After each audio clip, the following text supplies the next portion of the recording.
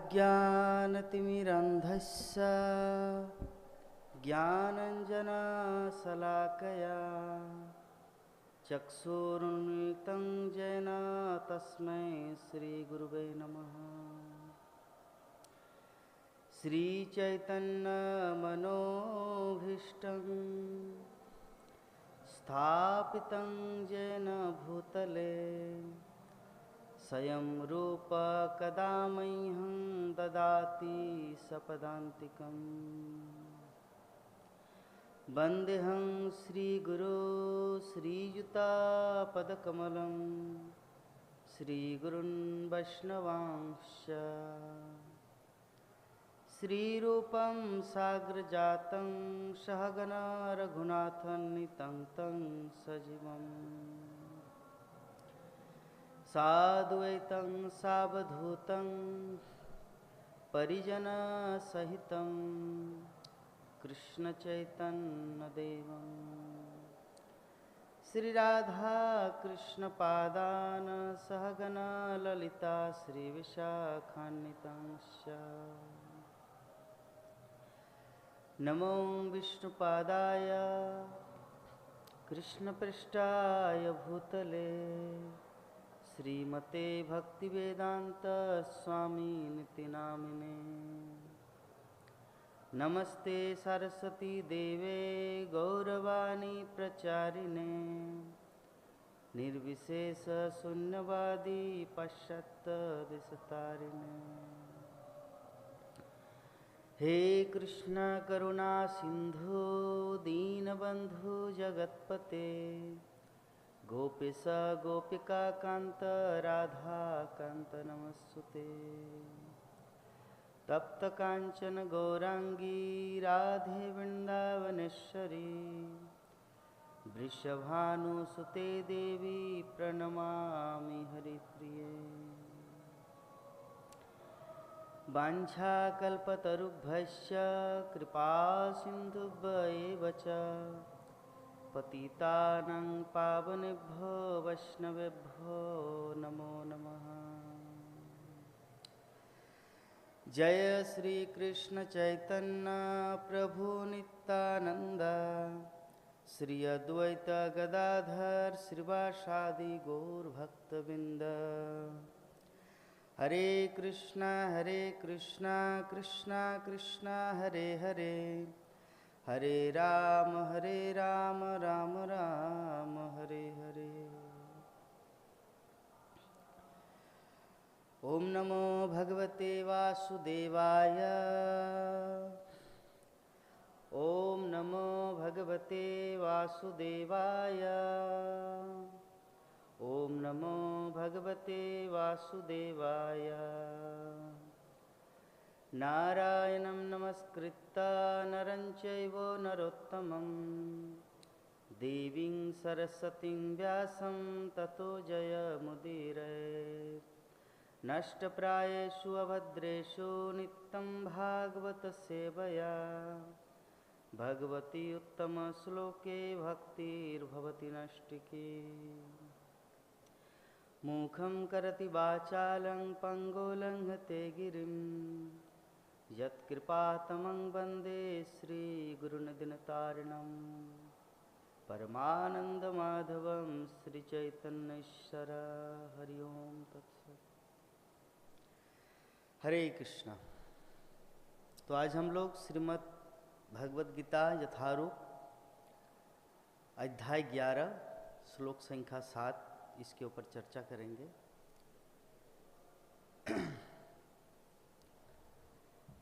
श्लोक इस प्रकार हैं। इह कस्थं जगत्कृत्स्नं पश्चाद् सचराचरं मम देहे गुडाकेश यच्चान्य द्रष्टुमिच्छसि। इह कस्थं जगत्कृत्स्नं पश्चाद् सचराचरं मम देहे गुडाकेश यच्चान्य द्रष्टुमिच्छसि। इह कस्थं जगत्कृत्स्नं पश्चाद् सचराचरं मम देहे गुडाकेश यच्छन्न द्रष्टुमिच्छसि।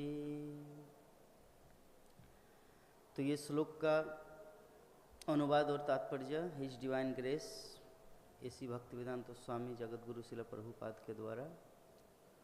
हे अर्जुन, तुम जो भी देखना चाहो उसे तत्क्षण मेरे इस शरीर में देखो। तुम इस समय तथा भविष्य में जो भी देखना चाहते हो उसको यह विश्वरूप दिखाने वाला है। यहाँ एक ही स्थान पर चर अचर सब कुछ है।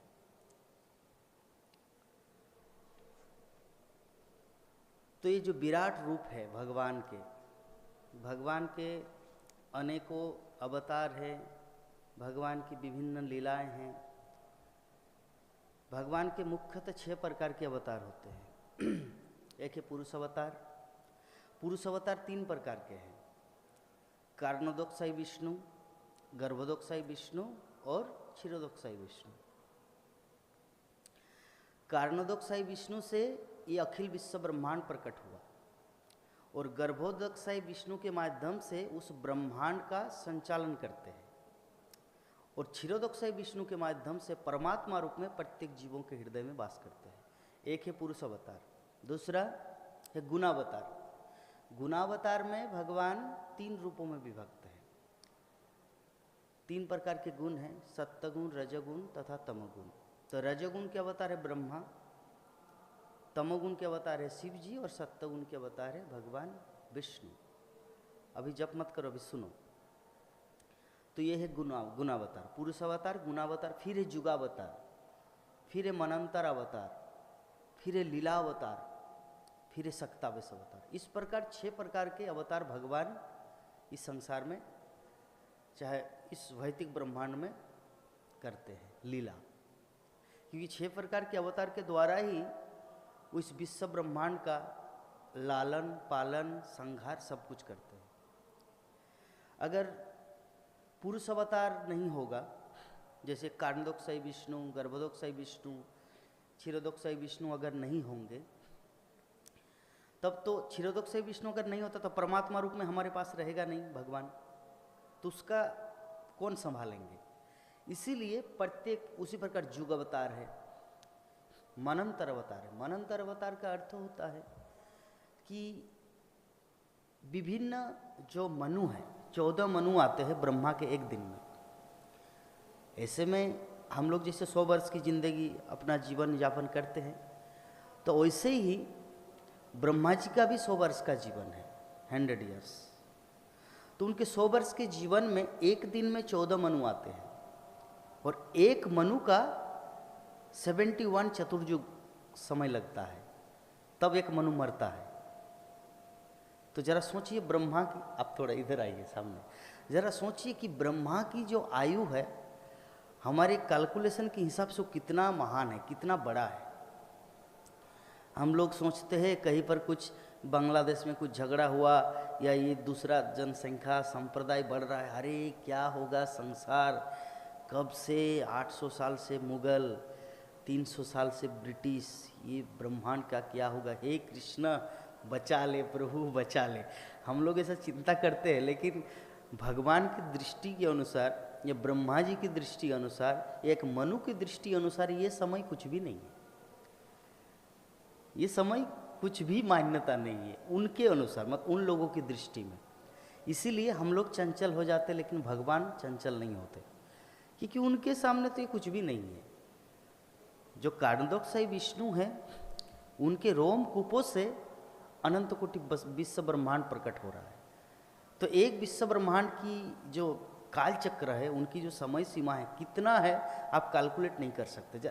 साधारण एक ब्रह्मा का आयु हम लोग कैलकुलेट नहीं कर पा रहे, गणना नहीं कर पा रहे।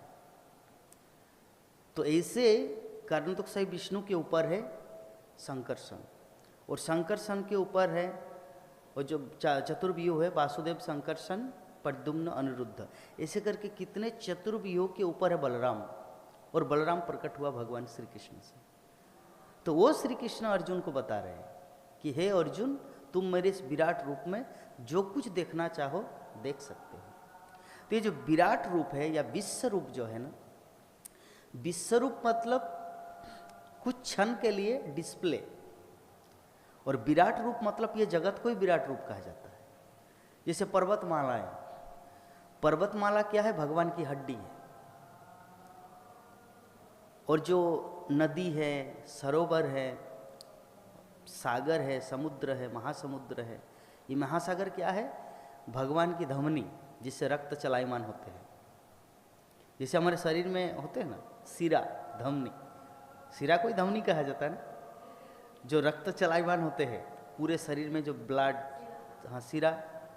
तो वैसे ये जो नदी नाला है भगवान की सिरा है, नस, यस नस।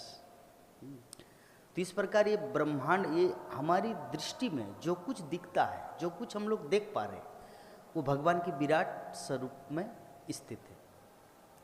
हड्डी है पर्वतमालाएं, और उनके खून है ये सब सरोवर, समुद्र या नदी नाला। चंद्र और सूर्य भगवान की 2 आंखें। ठीक है, तो इस प्रकार श्रीमद् भागवतम में आएगा ये पूरा डिस्क्रिप्शन। तो यहाँ पे जो उल्लेख है ना, ये विश्व रूप का वर्णन है। तो विश्व रूप का वर्णन अगर है 11 अध्याय में, तो विराट रूप का उल्लेख क्यों है? यहाँ पे प्रश्नवाचक शब्द हमारे मन में कन्फ्यूजन आ सकता है। प्रभु जी, अगर अर्जुन को भगवान ने विश्व रूप का ही दर्शन कराया, तो विराट रूप का अध्याय क्यों लिखा है यहाँ पर? क्योंकि इसीलिए लिखा गया है क्योंकि विराट रूप जो है ना भगवान का, इस भौतिक ब्रह्मांड में हम लोग जो कुछ देखते हैं, ये विराट रूप, इसको समझने के लिए जैसे एक एग्जाम्पल देके समझाते हैं। जैसे मुंबई एक सिटी है, एक महानगर है, तो उसको आप अपने घर में देखना चाहेंगे, कैसे देखेंगे? टेलीविजन में। हाँ, ये भगवद गीता का शुरू हो रहा है, धर्म क्षेत्रे कुरुक्षेत्रे समवेता जुजुत्सव मामका पांडवस्यैव किम कुरुवत संजय, कि हे संजय, कि मेरे तथा पांडु के पुत्र, मतलब कौरव और पांडव दोनों कुरुक्षेत्र के युद्ध मैदान में युद्ध की इच्छा रखते हुए दोनों गए हैं लड़ाई करने के लिए। तो अब तक युद्ध स्टार्ट हुआ कि नहीं, ये क्या चल रहा है अंदर की बात बताइए। तब संजय यहाँ पे बताएंगे, आगे प्रथम अध्याय में बताया जाएगा कि अर्जुन का मोह हो चुका है, अपने रिलेटिव्स को मार के जीने से बेहतर है कि भीख मांग के जीवन यापन करो। तो ये सब डिस्क्रिप्शन प्रथम अध्याय में आया है। तो फिर भगवान उनको बोले, तुम तो नपुंसक हो, अरे भाई तुम क्षत्रिय हो, और क्षत्रिय हो के जो व्यक्ति भीख मांगते हैं तो शूद्र का काम है, तो ये तो शोभा नहीं देगा। एक तो तुम कृष्ण भक्त हो, मेरे मित्र हो, और मेरे मित्र हो के मेरा सखा होने के बावजूद अगर तुम क्षत्रिय धर्म नहीं निभाते, अगर कोई ब्राह्मण हो के ब्राह्मण धर्म नहीं निभाते, उसको ब्रह्म बंधु कहा जाता है। तो क्या चाहोगे कि तुम क्षत्रिय होकर क्षत्रिय धर्म न निभाओ? ये तो शूद्र का काम है, ये तो नपुंसकता है।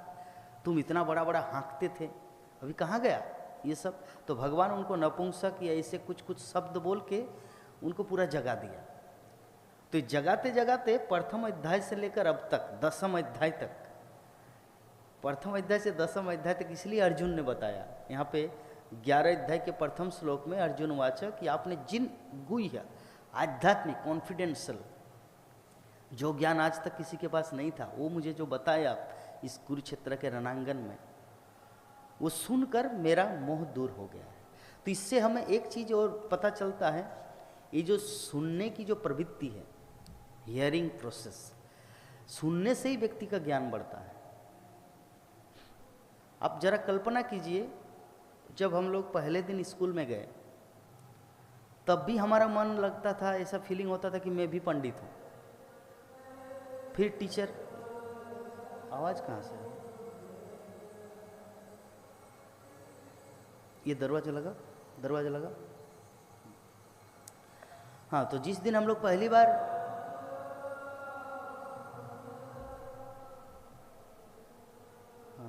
बार स्कूल गए, उस दिन से हमें ऐसा फीलिंग आता है कि नहीं, मैं तो महापंडित हूँ। तो नेचुरली अगर वास्तविक दृष्टिकोण से देखा जाए तो सच में हम लोग महापंडित हैं, क्योंकि आत्मा का जो स्वरूप है सत चित आनंदमय। तो सत मतलब शाश्वत हमेशा के लिए, चित मतलब ज्ञानपूर्ण, चित मतलब ज्ञानपूर्ण, जस्ट उसको जगाना होता है। आत्मा ऑलरेडी ज्ञानवान है, उसको श्रवण करके जगाना होता है। क्या एक श्लोक है ना सरदा चैतन्य चरितामृत का, नित्य सिद्ध कृष्ण प्रेम साध्य को बनोय श्रवणादि शुद्ध चित्ते कोरिया गई। मतलब ये जो हमारे अंदर कृष्ण के प्रति प्रेम, या इतना जो मंगल आरती उठना, इतना भक्ति साधना करना, इतना जो हम लोग परिश्रम करते हैं भगवान को पाने के लिए, एक्चुअली ऑलरेडी हमारे अंदर वो प्रवृत्ति है भगवान से प्रेम करने की। परंतु क्या है ना, अभी वो दब चुका है, उसको जगाना होता है, उसको जगाना है। तो कहने का मतलब ये अर्जुन एक मतलब रिप्रेजेंटेटिव करते जीव का। भगवान श्री कृष्ण परमात्मा तत्व है, वो परमात्मा ही है, साक्षात भगवान है, और अर्जुन जीव का अभिनय कर रहे हैं। तो अर्जुन जब जीव का अभिनय कर रहे हैं तो इसीलिए उनको मोह हो चुका है, क्योंकि अपने आप को भूल चुका है व्यक्ति कि मैं क्या करूं या ना करूं। तो इसीलिए भगवान ने उनको एक एक करके स्टेप बाय स्टेप उसको प्रेरणा दिया, मोटिवेशन दिया, नॉलेज दिया, ज्ञान दिया, सब कुछ करके उनके मोह को पूरी तरह से दूर किया। तो हम सब भी ये जो हम लोग भक्ति नहीं करना चाहते, या कुछ हमारे अंदर जो रिस्पॉन्सिबिलिटी है वो रिस्पॉन्सिबिलिटी हम लोग नहीं निभाते, इसके पीछे एक ही रीज़न है, क्योंकि अभी बहुत सुनने को बाकी है, अभी बहुत कुछ चीज़ जो हमें जानना है। एक्चुअली ऑलरेडी है ज्ञान, लेकिन उसको जागृत करना है, और जागृत करने के लिए संत का शब्द बहुत महत्वपूर्ण है। भक्तों के मुख से जब हम लोग हरि कथा श्रवण करते हैं तो सुनते सुनते उस स्मृति जागृत होगा, क्योंकि आत्मा जब निर्माण हुआ है, जब से भगवान ने हम सबको क्रिएट किए, ममैवांश जीवलोके जीवभूत सनातन, भगवान जब से हमें तैयार किया है तब से ऐसा नहीं कि वो अज्ञानी बना के छोड़ा, वो जैसे ज्ञानवान है ना वैसे ही प्रवृत्ति हमारे अंदर में भी डाल दिया। लेकिन जैसे हम लोग इस संसार में आए ना, उस भगवत धाम को छोड़कर, तो वो पूरी तरह से ढक चुका है, वो ज्ञान ढक चुका है। तो उस ज्ञान जो ढक गया है उनको पुनः रिवाइव करने के लिए भगवान ये सब वेदों का संकलन किया। सर्वस्व चाहम हृदय सन्निविष्ट मत्त स्मृति ज्ञान अपोहनम च वेदेश्च सर्वेर अहमेव वेद वेदांत कृत वेद विदेवे चाहम। भगवान व्यासदेव के रूप में आया और क्या किया, वेदों की रचना की। वेदांत कृत, वेदांत मतलब ये सब शास्त्र ग्रंथ, भगवद गीता, भागवतम, षडशास्त्र, 108 उपनिषद, इनकी रचना की। क्यों? क्योंकि हम लोग जो स्मृति था भगवान के प्रति, जो रिमेम्बरिंग जो पावर, वो पूरी तरह से घट चुका है, पूरी तरह लॉस्ट हो चुका है, नष्ट हो चुका है। तो जो नष्ट हो चुका उसको पुनः रिवाइव करने के लिए ही व्यासदेव के रूप में भगवान श्री कृष्ण ने इन सारे वेदों की रचना की। तो अर्जुन ने कहा कि हे कमल नयन, मैंने आपसे प्रत्येक जीव की उत्पत्ति तथा लय के विषय में विस्तार से सुना है और आपकी अक्षय महिमा का अनुभव किया है, क्योंकि एकमात्र भगवान ही बता सकते हैं कि जीव की उत्पत्ति कैसे हुआ, कहाँ से आया और कहाँ चले जाते हैं। तो अर्जुन यहाँ पे अनुभव कर रहे वो चीज़ कि आपके मुख से मैंने ये सब श्रवण किया और अनुभव भी किया, और साथ ही साथ आप कितने महान हैं, उन लोगों को सृष्टि किए, उनका स्तुति, आप कितने महान हैं वो भी मुझे अनुभव हुआ। तो हे पुरुषोत्तम, हे परमेश्वर, यद्यपि आपको मैं अपने समक्ष आपके द्वारा वर्णित आपके वास्तविक रूप में देख रहा हूँ, किंतु मैं ये देखने का इच्छुक हूँ कि आप इस दृश्य जगत में किस प्रकार प्रविष्ट हुए। यद्यपि आपने कहा कि इस संसार का निर्माण मैंने किया, ठीक है, ये सूर्य और चंद्र मेरी आँख है, ये सब कुछ मैं मानता हूँ, लेकिन मुझे प्रूफ चाहिए। जैसे मान लीजिए आप मुझे बोले, प्रभु जी आपको पता है मैं उस दिल्ली पब्लिक स्कूल के प्रिंसिपल डायरेक्टर हूँ, अगर आप मुझे बोलेंगे मुख से तो मैं भले ही मित्रवत विश्वास करूँ, लेकिन ऑफिशियल दृष्टिकोण से देखा जाए तो मुझे तो बोलना ठीक है, आपका आइडेंटिटी दिखाइए, आपका आइडेंटिटी कार्ड दिखाइए, या आपका जो स्कूल का जो लोगो है उसमें आपका कहाँ स्थान है, आपका रैंक क्या है, पोजीशन क्या है, वो मैं देखना चाहता हूँ। क्योंकि मैं भले ही विश्वास कर लूँ, लेकिन ये भगवद गीता जो है, अर्जुन का भाव यही है कि भगवान का भाव उनको पता चल गया कि भगवान चाहते कि भगवद गीता सारे संसार में फैले अर्जुन के माध्यम से। तो अर्जुन तो उस तरह का स्वार्थ पर नहीं कि नहीं मैं समझ गया बस, नहीं, वो चाहते कि भविष्य में कोई अगर प्रश्न उठाए, किसी के मन में किसी भी प्रकार का कुछ डाउट हो, कुछ क्वेश्चन आए, तो वो निवारण पहले से ही हो। इसी कारण से अर्जुन ने ये ऑथोरिटिकल क्वेश्चन किया कि आपने अपने बारे में बताया, ये जगत की सृष्टि कैसे किया वो भी बताया, तो आप इसमें प्रविष्ट कैसे हुए वो हमें बताइए। मैं आपके उसी रूप का दर्शन करना चाहता हूँ। तो हे प्रभु, हे योगेश्वर, यदि आप सोचते हैं कि मैं आपके विश्व रूप को देखने में समर्थ हो सकता हूँ, तो कृपा करके मुझे अपना असीम विश्व रूप दिखलाइए। इसका मतलब क्या है, जैसे कि एग्जाम्पल, जैसे आप एक 10 ताला बिल्डिंग खड़ा करना है, मतलब एक बिल्डिंग बनाने हैं, और इंजीनियर आपके घर में आया, तो इंजीनियर को आपने बोला कि इतना सा मेरा ज़मीन है और इतना मेरा लागत है, पूंजी है, तो मुझे 10 ताला बिल्डिंग बनाना है, मैं पास भी कर, मैं गवर्नमेंट लाइसेंस एफिडेविट सब कुछ मेरा कागज़ रेडी है। तो इंजीनियर अभी सब कुछ समझ गया, तो अभी वो इंजीनियर क्या करेगा, आप उनको बोले कि एक काम कीजिए अधिवक्ता जी, नहीं, अधिवक्ता ना, इंजीनियर को अधिवक्ता बोलते हैं ना, वकील एडवोकेट, अधिवक्ता इंजीनियर, यस। हरे कृष्णा हरे कृष्णा। तो आप इंजीनियर को बोले कि अब कृपा करके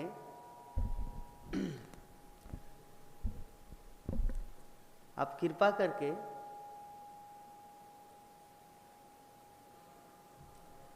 ऐसा क्यों हो रहा है,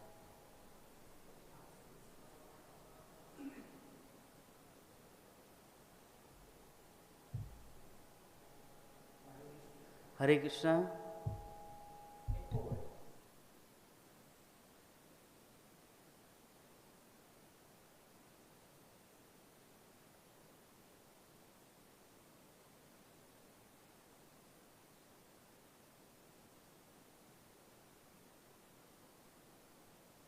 हरे कृष्णा, इको हो रहा है।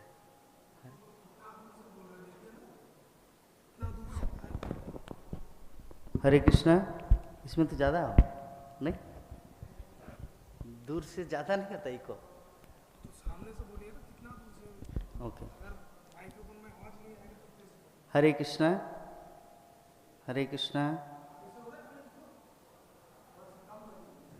हरे कृष्णा हरे कृष्णा कृष्णा कृष्णा हरे हरे, हरे राम राम राम हरे हरे। हरे कृष्णा कृष्णा कृष्णा हरे हरे, हरे राम राम राम हरे हरे। हरे कृष्ण। अभी ठीक है ना, आप लोग को सुनाई दे रहा है? ठीक है, आप थोड़ा चेक करना ऑनलाइन में। तो आप इंजीनियर को घर में बुलाए, इंजीनियर सब देखा, सब कुछ देखा उन्होंने, पेपर वगैरह, तब आप उनको बोले कि एक काम कीजिए, ये जो बिल्डिंग आप तैयार करेंगे इसका पूरा नक्शा बना के मुझे दीजिए, ताकि मैं विजुलाइज कर सकूं कि आप कैसा बनाना चाहते हैं। तो इंजीनियर अगर कुशल हो, एक्सपर्ट हो, तो क्या करेंगे, वो सुंदर तरीके से, इतना सुंदर डिजाइनिंग पहले से ही तैयार करेंगे। ये जो TOVP है अभी तक तो पूरा कंप्लीट नहीं हुआ, लेकिन हम लोग 15 साल पहले से पूरा डिजाइनिंग देख के आ रहे, वीडियो है ना, मॉडल बन चुका है। हाँ, जब मैं 2013 में जब डिवोटी लोग वहाँ पर गए जमशेदपुर, तो मैंने देखा, अरे ताजमहल जैसा ये कहाँ पर ये मंदिर बन रहा है, तो बोले ये ताजमहल से बड़ा बन रहा है। द्वारका बलराम प्रभु बोले, अच्छा कहाँ पर, मायापुर में। तो फिर उन्होंने वीडियो दिखाया, वो तो फोटो लगा हुआ था बाहर, सेंटर के बाहर, तो वीडियो दिखाया, तो वीडियो में इतना सुंदर ब्रह्मा विष्णु महेश्वर देवी देवता सब भ्रमण कर रहे, चक्र, ये पूरा स्ट्रक्चर तैयार है। तो जब यहाँ के कोई व्यक्ति अगर भविष्य में कैसे मंदिर होगा वो बना के एक वीडियो प्रेजेंट कर सकता है, तो अर्जुन भी सिमिलरली पूछा कि आप जो इस जगत में कैसे प्रविष्ट हुए, या आप ही के द्वारा संचालित है, या आप ही सबके मालिक है, या सभी आपको स्तुति करते हैं, वो मैं पूरा चीज देखना चाहता हूँ। इसीलिए विश्वरूप दर्शन कराया गया।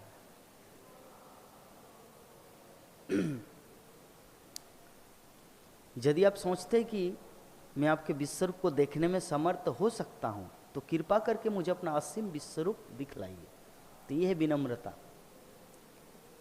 जब भी हम लोग किसी से कुछ लेना चाहते हैं, तो सर्वप्रथम हमें उनसे विनम्र पूर्वक उसको ऑप्शन देना चाहिए कि यदि आप सोचते हैं, इफ यू थिंक, यदि आप चाहते कि मैं योग्य हूँ देखने के, या आप भी चाहते कि मुझे दिखाने के लिए आपके अंदर इच्छा है, तो आप दिखाइए। ऑप्शन देना चाहिए व्यक्ति को, तभी कुछ मिलेगा।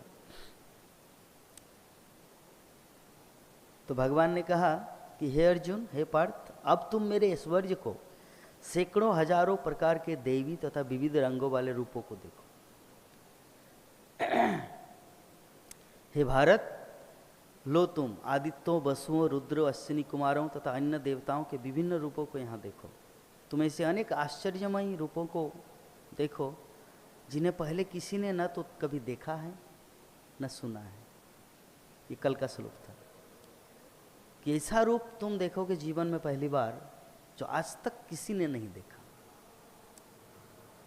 तो भगवान श्री कृष्ण इतने अद्भुत हैं, वो जब भी कुछ कुछ ऐसी लीलाएं करते हैं ना अपने भक्तों से, जो यूनिक बना देते हैं। जैसे हनुमान जैसा सेवक न आज तक कोई पहले हुआ था, न भविष्य में कोई ऐसा होगा। श्रील प्रभुपाद जैसे प्रचारक न आज तक इतिहास में, पुराण में, किसी भी संहिता में वर्णन है कि श्रील प्रभुपाद जैसा प्रचारक ना तो कभी हुआ था न भविष्य में हो पाएगा। ऐसा प्रचारक, सेनापति भक्त अर्जुन, विश्व धनुर्धर, ऐसा धनुर्धर जो शिव जी को भी परास्त किए, शिव जी को परास्त किए, फिर पाशुपत अस्त्र उनसे प्राप्त हुआ। ऐसा भक्त विश्व इतिहास में। तो भगवान ऐसे ही कुछ कुछ लीलाएं करते हैं अपने भक्तों से, यूनिक कार्य करवाते हैं।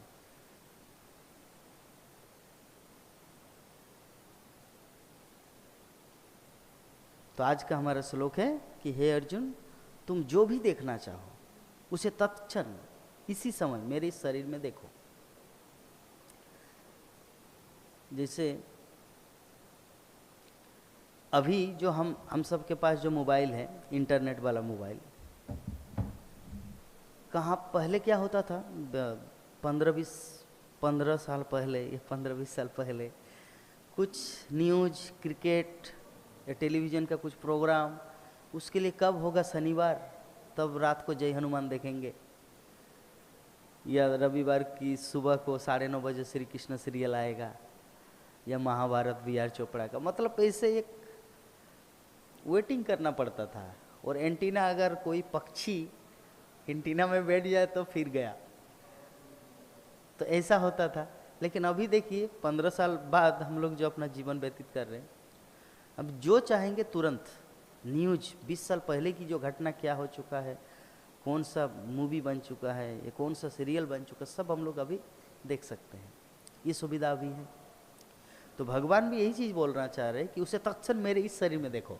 तुमको जो कुछ देखना है, जैसे मोबाइल में हम लोग अभी जो भी देखना चाहे, उस समय क्या था, नहीं आज 16 लगे, नहीं आज अगर महाभारत है तो महाभारत ही दिखेगा, विष्णु पुराण सीरियल नहीं दिखेंगे। अगर शिव महापुराण का अगर सीरियल चल रहा है तो वही दिखेगा। अगर क्या है, जय माँ वैष्णव देवी, कई सारे ऐसे सीरियल उस समय दूरदर्शन में आते थे, तो जिस टाइम जिसका जो एक शेड्यूल था वही दिखेगा। लेकिन अभी हम लोग चाहे तो कुछ भी सर्च करके देख सकते हैं, ये सुविधा हमारे पास है। तो भगवान श्री कृष्ण अर्जुन को ही चीज़ बता रहे, तुमको जो कुछ देखना मेरे इस विश्व रूप में, इस शरीर में आप देख सकते हो, जो कुछ देखना है, सब कुछ।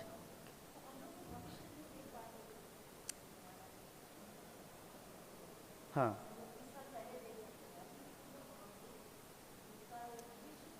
नहीं, एक्चुअली भगवान के शरीर यही तो, मोबाइल और भगवान के शरीर में अंतर है, क्योंकि मोबाइल में जो घट चुका है वो हम लोग देख सकते हैं इंटरनेट में, भविष्य में क्या होगा वो, क्योंकि ये सब का जो इंटरनेट, मोबाइल, लैपटॉप जिन्होंने निर्माण किया वो भी तो सीमित बुद्धि वाले व्यक्ति है ना, वो थोड़ी भगवान का अवतार है, वो सीमित बुद्धि वाले हैं जो अनुभव के आधार पर बनाया।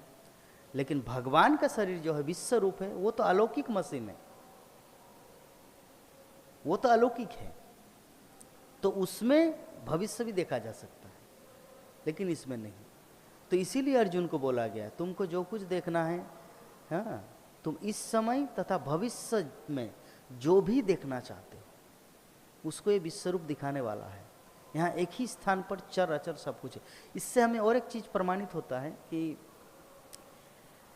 ये जो वैदिक साहित्य है, ये जो भगवत गीता है, भागवतम है, वेद पुराण, नाना शास्त्र हैं, तो ये शास्त्र में भविष्य में जो कुछ होने वाला है उसका डिस्क्रिप्शन दिया गया है, क्योंकि शास्त्र में वो चीज़ है। जैसे अभी आपके मन में लालसा जन्म लिया, प्रभु जी काश में भी अर्जुन की जगह होता तो मैं भी भगवान श्री कृष्ण के विश्व रूप में भविष्य में क्या होने वाला है वो देखता।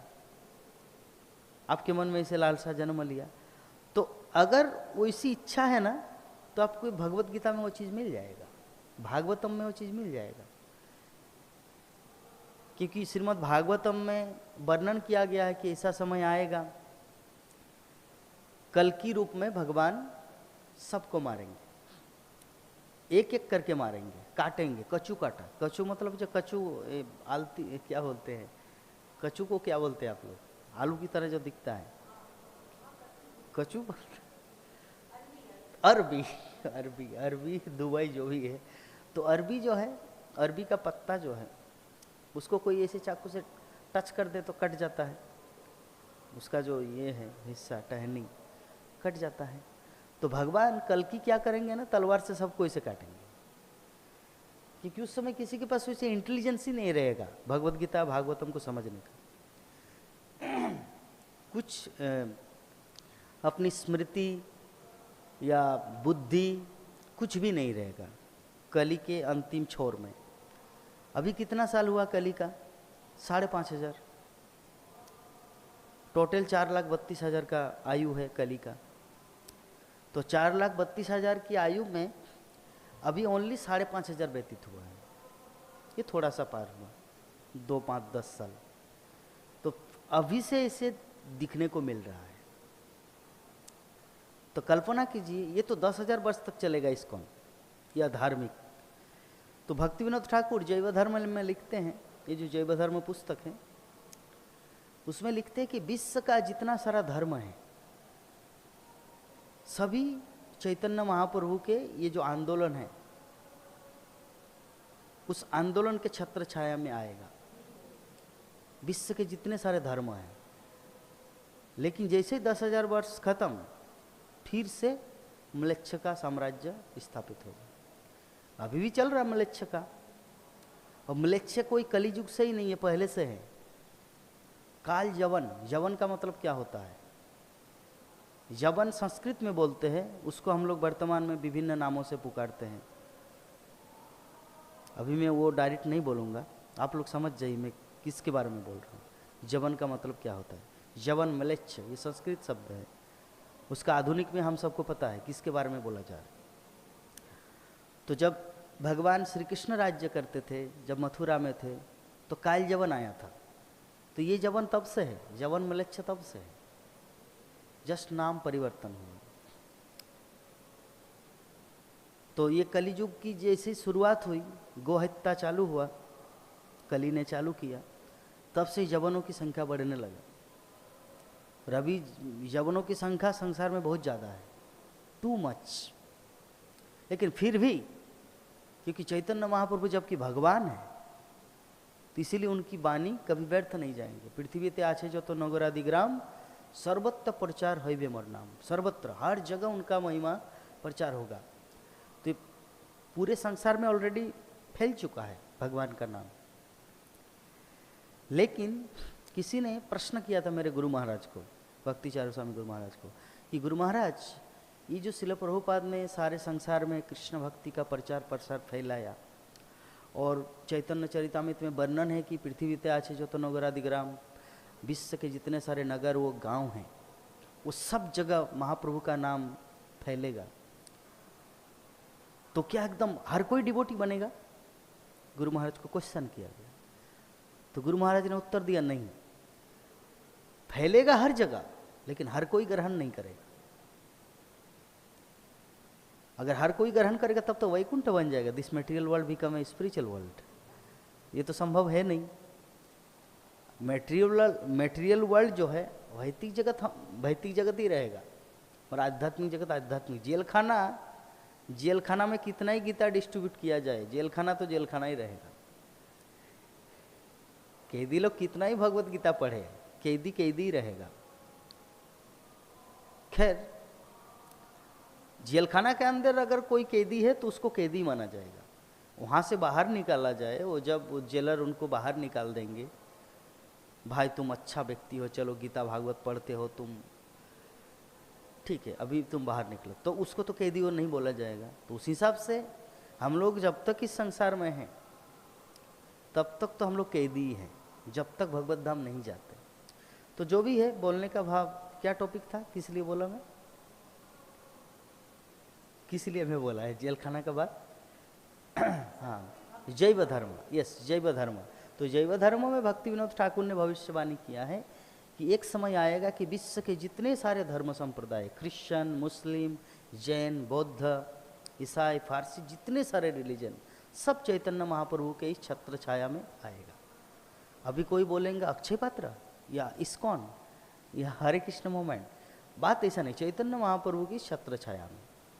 अभी शिल प्रभुपाद को कौन कितने ट्रस्ट या कितने प्रेम के साथ रखेंगे, उसी के वहाँ पर आएंगे, चाहे इस्कॉन हो या अक्षय।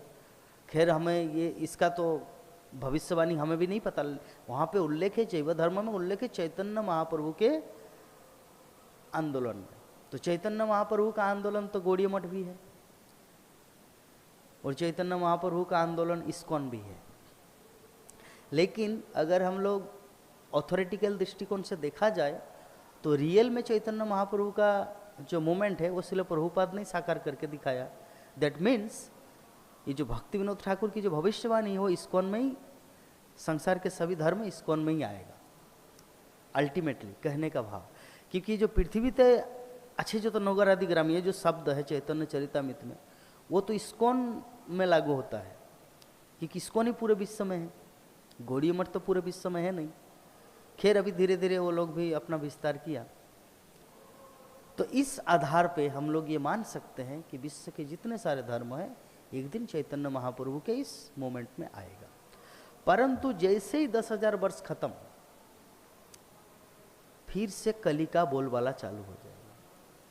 कल्पना कीजिए उस समय, माताजी आपको एक उदाहरण देके समझा रहे कली की अवस्था कैसा होगा। पिछले साल कुंभ मेला लगा था प्रयागराज में, और मौनी अमावस्या के दिन में कितने लोग आए थे? 11 लाख। 11 लाख या 11 करोड़? करोड़ या लाख? हाँ, एक सेकंड रुकिए, मैं थोड़ा सर्च करता हूँ। मौनी अमावस्या कुंभ मेला,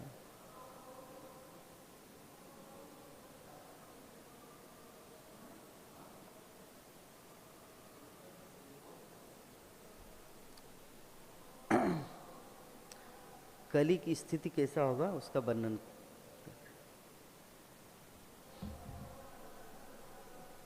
9 लाख तो साधारण है, 9 करोड़ होगा, करोड़ में है, वही तो 9 लाख तो साधारण बात है। यहाँ तो हमारे कलकत्ता में जो प्रोग्राम हुआ गीता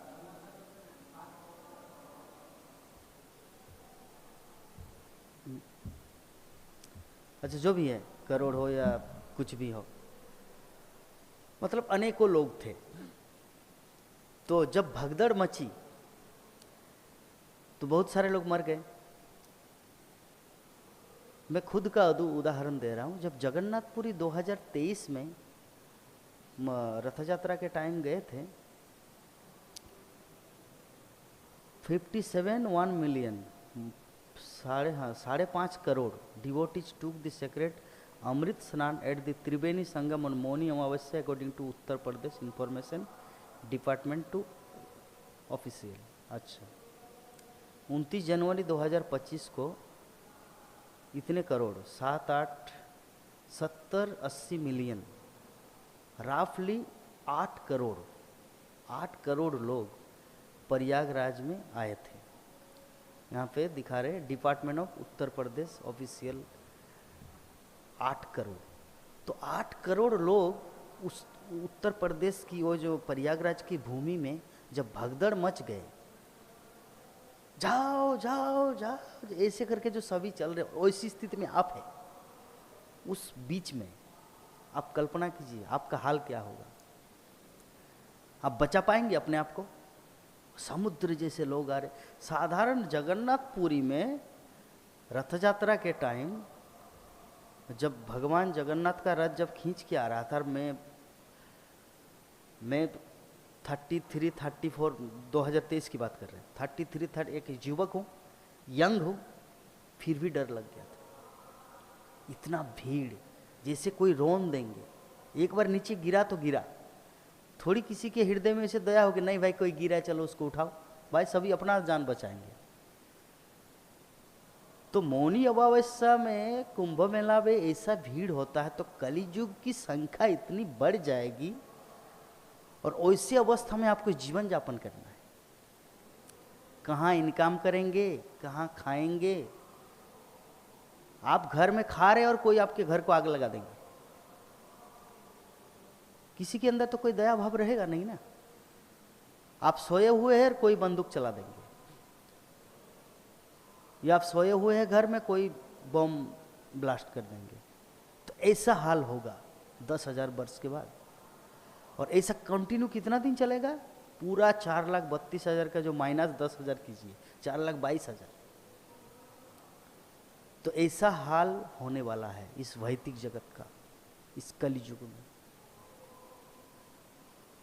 तो भगवान श्री कृष्ण बोल रहे कि तुमको जो कुछ देखना है इसमें देखो।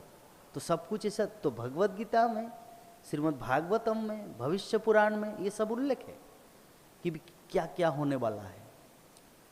तो अगर हम लोग सच में बुद्धिमान हैं तो हमें इसका सुयोग जो मिला है, श्रील प्रभुपाद की कृपा से हमें ये अपॉर्चुनिटी प्राप्त हुआ है, इसको गंवाना चाहिए या पूरा पूरा सदुपयोग करना चाहिए?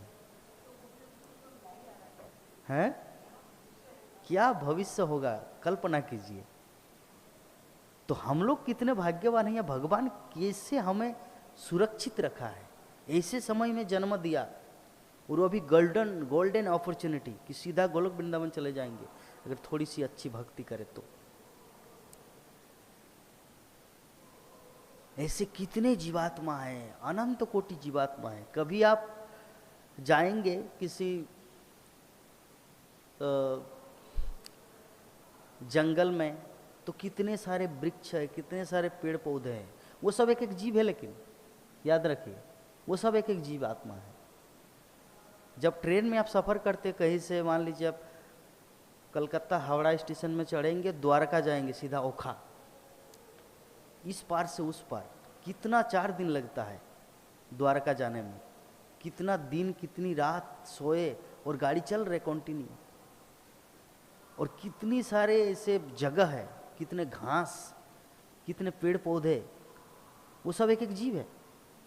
और ये तो सिर्फ भारत भूमि के, और पृथ्वी का मानचित्र तो इससे बड़ा, और ऐसे ऐसे पृथ्वी अनगिनत अनंत कोटि विश्व ब्रह्मांड, तो कितने जीव है। और उनमें से सिलेक्टेबल हम लोगों को चैतन्य महाप्रभु मायापुर धाम में रखे हैं। आप कल्पना कीजिए, कैलकुलेट कीजिए, तो हम लोग कितने भाग्यवान हैं। तो ऐसा समय पाके, ऐसी समझ, ऐसा अंडरस्टैंडिंग होने के बावजूद भी अगर हम लोग सीरियस नहीं बनेंगे जैसे आज एक व्यक्ति बोल रहा था कि सोते हुए हाथी से भी एक जगता हुआ चींटी शक्तिशाली होता है। एक हाथी कितना क्विंटल वजन है उनका, लेकिन सोया हुआ है, और एक चींटी जागा हुआ है, उनका बल नहीं है लेकिन वो उससे ज़्यादा बुद्धिमान है। तो उसी प्रकार हम लोगों को ये जो सुअवसर मिला है भगवान की भजना करने का, अगर जागेंगे, हरि को पहचानेंगे, हरि भजन में लग जाएंगे, तभी हमारा कल्याण होगा, अन्यथा पता नहीं कौन से गर्त में चले जाएंगे। मन में कभी ऐसा भाव नहीं लाना है कि अरे प्रभु जी, शास्त्रों में तो कहा गया है थोड़ी सी भी भक्ति करने से अगले जीवन में मनुष्य जन्म मिलेगा। तो मान लीजिए कि आपने थोड़ी सी भक्ति किया, पूरा भक्ति नहीं किया, और आपको मनुष्य जीवन मिलेगा, तो ऐसा थोड़ी गारंटी कि इस मृत्यु के बाद आपको मनुष्य मिलेगा। मनुष्य मिलेगा, लेकिन हो सकता है कुछ योनि के बाद, हो सकता है कुछ ऐसा पाप कर्म कुत्ते की तरह आचरण किए जिसके कारण आपको कुत्ता योनि में डाला गया, फिर ऐसे कुछ पाप कर्म किए हैं जिसके कारण आपको सांप योनि में डाल दिया गया, कुछ ऐसे पाप कर्म किए जिसके कारण आपको मगरमच्छ की योनि में डाल दिया, ऐसा कुछ कर्म किए हैं जो नंगा नंगी घूम रहे थे तो पेड़ बन गए, और इसे पेड़ का आयु है 5-6 हजार वर्ष, और तब तक कलियुग के जो गोल्डन अपॉर्चुनिटी खत्म, फिर आप मनुष्य रूप में आए, लाभ क्या? What is the benefit? कुछ लाभ हुआ? तो इसीलिए श्रील प्रभुपाद बोलते बुद्धिमान व्यक्ति वो है जो अपने समय का सदुपयोग करते हैं। ये जो समय हमें प्राप्त हुआ है, ये समय इसी जीवन में हमें कृष्ण को पाना है, कृष्ण का चरण कमल पकड़ना है, इसी जीवन में कोई दूसरा ऑप्शन नहीं लेना है। नो चांस लेना है। एक बहुत दिन पहले 2019 में मैं एक वीडियो देखा था, वो मोटिवेशन, तो कहीं पर एक युद्ध करने के लिए एक व्यक्ति अपने पार्टी, अपने दल को लेकर एक जगह आक्रमण करना था। तो जैसे ही ये 50-60 लोग थे, उस जगह आक्रमण करने के लिए पुल था, बीच में एक पुल था, मतलब ब्रिज नदी का, तो वहाँ पर चले गए 60-70 लोगों को लेकर ये व्यक्ति। तो वहाँ पे देखा कि अरे वहाँ तो हजारों सैनिक है उस पार में, ये लोग तो बच के नहीं आ सकता, ये तो मरना ही पड़ेगा। रात की बात है, सुबह युद्ध होगा, ये लोग रात में ही वहाँ पर गए। हाँ, तो देखा कि हजारों सैनिक है, ये लोग ओनली 60-70 लोग हैं। तो ये जो टीम का जो लीडर था, इन्होंने पुल को पूरा तोड़ दिया। मरता क्या ना करता, या तो युद्ध करके मर जाओ, मतलब हराओ और खुद बचो, या मरो, लेकिन इस पुलिया से रिटर्न मत आओ, मतलब नो ऑप्शन ही नहीं दिया। और हमला किया, जीत गया, कॉन्फिडेंस के साथ हमला किया और जीत गया। तो हमारा जो जीवन है ना, ऐसे करना है। जितना समय बचा है, मन में नेगेटिविटी नहीं लाना। नहीं प्रभु जी, अभी तो मेरा 50 साल उम्र हो चुका है। बचपन में प्रहलाद महाराज बोलते हैं कि कौमार आचरित प्राज्ञ, मतलब बचपन से भक्ति करना है, तब वो कभी शुद्ध भक्त बनेगा, फिर वो गोलोक वृंदावन जाएंगे। मेरा तो 50 साल में भक्ति चालू हुआ, कहाँ भगवत धाम जा सकते हैं? तो ऐसे मन में नेगेटिविटी मत लाइए। वो जो पुलिया का जो एग्जाम्पल दिया कि पुल पार गया, अभी पुल तोड़ दिया, आप तो रिटर्न जा नहीं सकते, रात में कहाँ रिटर्न जाएंगे? तो नदी की स्रोत उतनी मात्रा में पानी बह रहे, कैसे जाएंगे आप तो आपको तो बहा के ले जाएंगे, और पता नहीं उस पानी में कितना चट्टान है या कितना पत्थर है, आप तो पार नहीं हो सकते, क्योंकि रात अंधेरा है। तो इसे मृत्यु से भाई युद्ध करके मरो। तो जब मनुष्य शरीर मिला है और इतना इन्फॉर्मेशन, इतना नॉलेज, भगवान का ज्ञान, आचार्यों का उपदेश, ये शिक्षा जब हमें प्राप्त हुआ है, तब पूरा दिल, पूरा दिमाग, अपना बुद्धि, सब कुछ लगा देना है इसमें, पूरा झोंक देना है। चलो लॉटरी लगा देते हैं, जाए तो जाए। लेकिन वो युधिष्ठिर महाराज की तरह नहीं करना है कि खुद को हार गए और पत्नी को भी दांव पे लगाया, ऐसा नहीं। कहने का मतलब सब कुछ कृष्ण चरण में लगा देना है।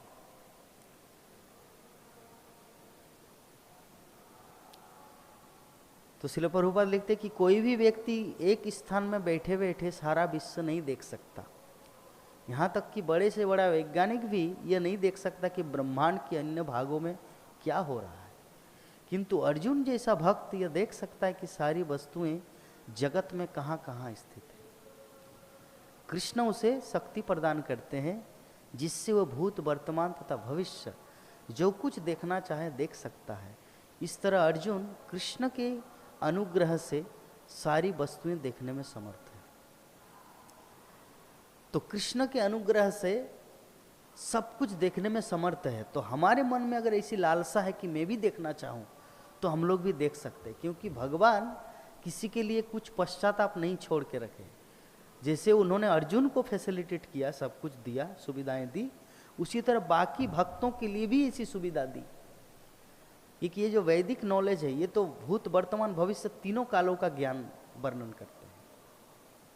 आप कल्पना कीजिए ना, ये जो ज्योतिष विद्या है, रियल ज्योतिष, ठगबाजी की बात नहीं कर रहा हूं। जब श्रील प्रभुपाद का जन्म हुआ तो श्रील प्रभुपाद का जब जन्म हुआ तो उनके घर में ज्योतिष आए थे, उनका कुष्टि विचार किया, और कुष्टि विचार करने के बाद दो जगह एक पैसा रखा, धन संपत्ति, और एक जगह श्रीमद् भागवतम। तो छोटा बच्चा है, वो कौन सा स्पर्श किया, क्या स्पर्श किया, पैसा या भागवत? भागवतम स्पर्श किया। और उसके बाद कि इसका जब उम्र 70 वर्ष हो जाएगा तब ये 7 समंदर पार, 7 समंदर पार मतलब अमेरिका, और पूरे पृथ्वी में 108 मंदिर स्थापित करेगा। ये तो 70 साल पहले भविष्यवाणी किया गया था। तो साधारण से ज्योतिष में अगर किसी व्यक्ति विशेष के लिए ये कुछ लिखा जा सकता है तो ये तो अनंत साहित्य है, अनंत ज्ञान है, वेद वेदांत साहित्य। ये तो एक शास्त्र है ज्योतिष, तो ऐसे ऐसे और भी कितने साहित्य है जिसमें भविष्य में क्या होने वाला है, पृथ्वी पहले कैसा था, सूर्य कब तक रहेगा, फिर दूसरा सूर्य कैसे आएंगे, कब 12 टोटल 12 सूर्य है, 12 सूर्य कब प्रकट होगा, अभी तो एक सूर्य से काम चल रहा है। तो ये सब कुछ का वर्णन शास्त्रों में दिया गया है। हमें शास्त्र में गोते लगाना है, तभी हम लोग ये सब इंफॉर्मेशन जान सकता है। हाँ, नहीं तो संभव नहीं है। मन में एक्चुअली क्या है ना, हमारे अंदर, हमारा कलिजुग के प्राणी है ना, हमारे अंदर ऐसा नेगेटिविटी काम करता है कि नहीं मैं जो सोचता हूँ ना वही सब कुछ है, इसके परे कुछ नहीं है। ये हमारी सबसे बड़ी कमजोरी है। लेकिन जैसे जैसे हम लोग शास्त्र पढ़ेंगे तो बहुत कुछ अजूबा, कुछ ऐसे चीज मिलेगा जो हम लोग कल्पना नहीं की, कल्पना से परे की वस्तु यहाँ पे दिखाता है। टाइम कितना हुआ? हाँ, आपका कुछ प्रश्न है? क्योंकि बोलिए, थोड़ा जोर से बोलिए।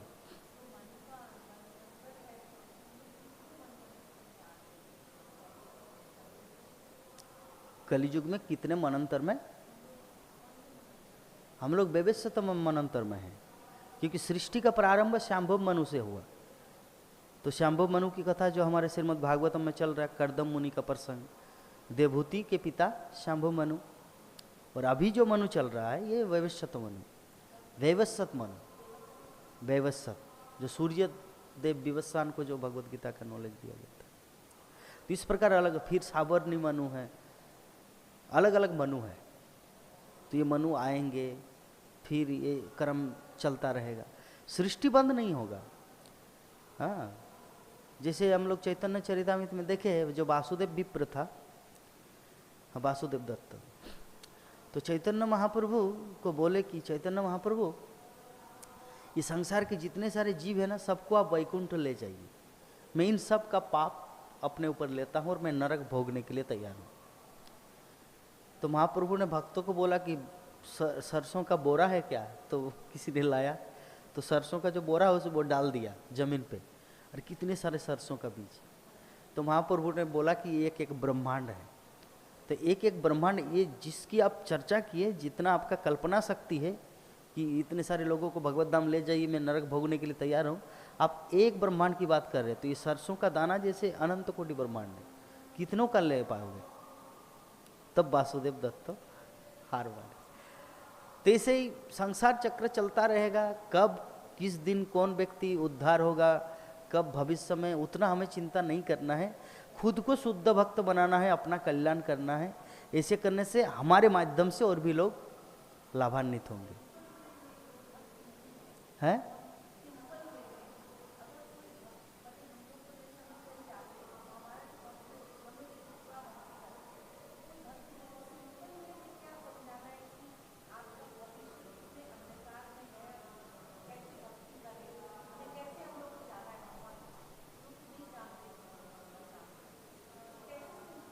वो सिंपल वे में हमें खुद रियलाइज होगा जब हम लोग ये सत्संग में आते रहेंगे, सत्संग में हरि कथा सुनते रहेंगे, तब हमें अपने आप को रियलाइज होगा।